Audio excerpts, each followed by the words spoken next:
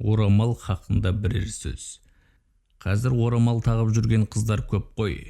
Бұрын мұны көріп қуанып қалатын едік. Іштей жүрек оянған шығар дейсің. Бірақ соңғы кезде сол қуаныш көпке созылмайтын боп бара жатқандай. Өйткені қазіргі орамалды қыздардың көбі стористе, reels, әдемі позалармен көз, қас, ерін бәрі ашық. Киімі денеге жабысып тұр. Айналып келгенде тек басында ғана орамал бар. Қалғаны баяғы қалпы. Осыны көріп отырып ойлайсың, шынымен Алла үшін тақты ма, әлде жай образ үшін бе? Кім үшін тағылған орамал бұл? Құдай үшін бе?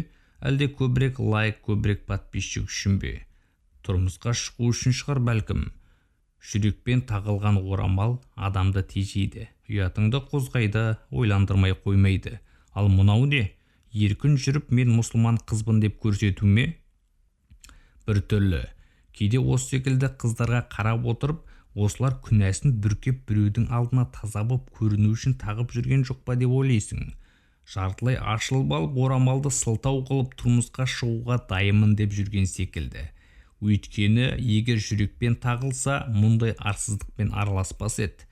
Орамал деген көрінбеу үшін тағылады, елдің алдына шығу үшін емес.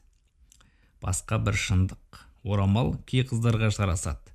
Шын айтам, тіпті кей қарапайым қыздарды ерекше әдемі етіп көрсетеді. Бірақ сол әдемілікті кім үшін ұстадың? Өзгелер тамашаласын деп пе, әлде Раббың разы болсын деп пе?